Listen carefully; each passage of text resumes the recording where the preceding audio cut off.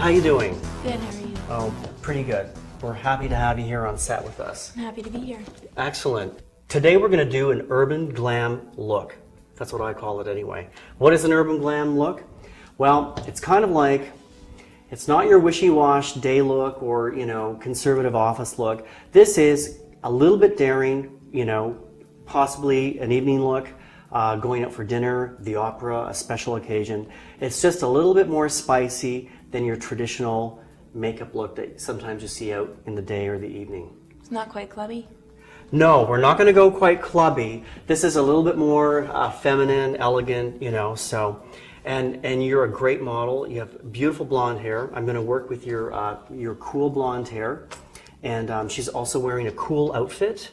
So today we're going to do a really nice, soft, floral, cool coloration on Jennifer's lips, eyes, and cheeks, and kind of tie the whole look in together and keep it, just keep it pretty sassy, but yet conservative at the same time.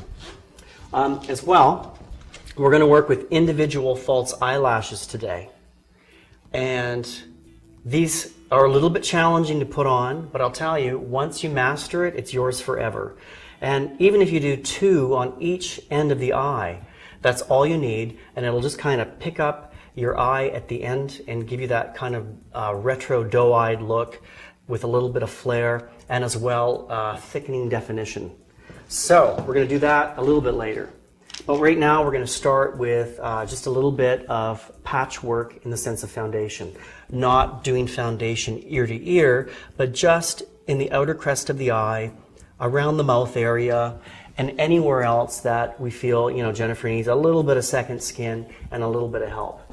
So she, again, is, her top tone, I would call it, is a white yellow, and this is a really, really common top tone. It's so funny, 20 years ago when I first started doing makeup, more people tended to be rosy based, and thus you had those rosy foundations. And some of them were really overly rosy, and you got that demarcation line. But today, I'm seeing a lot more of just beigey yellow top tones out there, and thank God manufacturers are addressing that. Yeah, let's begin. Let's have fun. Let's start painting. And I'm just going to, I sense the E40 is just a teeny bit dark for you, so I'm going to sneak in my concealer. And that's a great tip at home. If you, at the end of the summer, have purchased a foundation and now it's January and you've lost some of your sun, just sneak a little bit of your concealer in the existing foundation that you purchased. And quite often, you can get away without buying another bottle. Don't be afraid to go in there and just adjust it slightly. Now what you'll see right now I'm doing is I'm taking the foundation right to the lip. And again, this is going to help later when we add the lip line lipstick. It's going to give a really nice definition because right up to the lip, the skin's going to be perfect. And everybody gets little, blue veins sometimes or a little bit of redness around the nose area. So again, take your brush and go in there and make things look perfect. Okay, just gonna smooth out the cheekbones a bit. What are some of your frustrations with makeup? I don't know how to use foundation, so I don't usually use it. Okay. Yeah, that's common, or you'll get the wrong color. Somebody, you'll go to the department store and then somebody will sell you a color and it looks good in the store, and you get it out there and it's not as good. It's different lighting in the store. Exactly. The lighting in most department stores contain a lot of yellow, so the foundation looks a little bit more yellow than you think. And then when you get out to the true daylight, you realize that it's less yellow than you anticipated, and sometimes people need more yellow, and therefore you get that pinky look, or that line, that demarcation line. Okay, this is looking good. I'll just tie this off here, blend it out so we have more, less, none. And now I'm going to take my concealer brush. I've been using the concealer brush a lot, so I just want to show you a variation. why don't we use a sponge in the eye area? So I'll take a corner of a latex sponge, I'll have you close, and I'll just glaze over the lid with some foundation. And again, if you have a good foundation, which this series is, it offers great coverage. I like to use a foundation for concealment as opposed to using a traditional thick cakey concealer. Not all concealers out there are cakey, but let's face it, the more fluid the foundation, it's more apt to be a little bit less weighing down the skin. Alrighty. That's done. And I'll just have you look up. Yep, and we'll just do underneath. And again, never use this really, really light concealer under your eye because you'll get that raccoon look. And another tip is drop your concealer. So instead of stopping it right underneath your eye, blend it down into the rest of your foundation. And you'll get that seamless look. Okay. So I want to talk a little bit about coloration.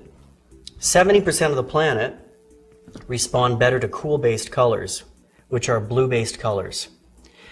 Blues, reds, blue-violet, pink, etc. So knowing this, there's a good chance that orange lipstick doesn't look good on you. And if you know this, it'll really start to help you think about what colors you should be purchasing. And I always tell my clients, work out your lip color first. Even though it's the last color we're going to put on Jennifer's face, I start to think about it the first, because your lip color, to me, is the most important color on your face. It's the most vivid, it's the most presented when somebody walks in a room. I could basically put any one of these colors on Jennifer, and as long as I had a charcoal, I could make it work. But you can't put any color on her mouth. It's just, orange is not going to look good on her, and that's the bottom line. I sense Jennifer is a summer woman, which means she responds better to cool coloration, pastels or soft, cool colors. She's wearing a purple dress blouse right now, and it's even with a little bit of makeup she's wearing now, it's just all coming together, and she's starting to look quite coiffed. Okay. So, speaking of cool colors, let's do a traditional creamy pink highlight and a cheek glaze. Again, these are these active cheek colors. I'll just have you smile. These are these active cheek colors that everybody loves, that are quite popular nowadays. And, it's just, and it's an extension of powdered blush. These are really refined, fresh colors that are available out there with many cosmetic companies.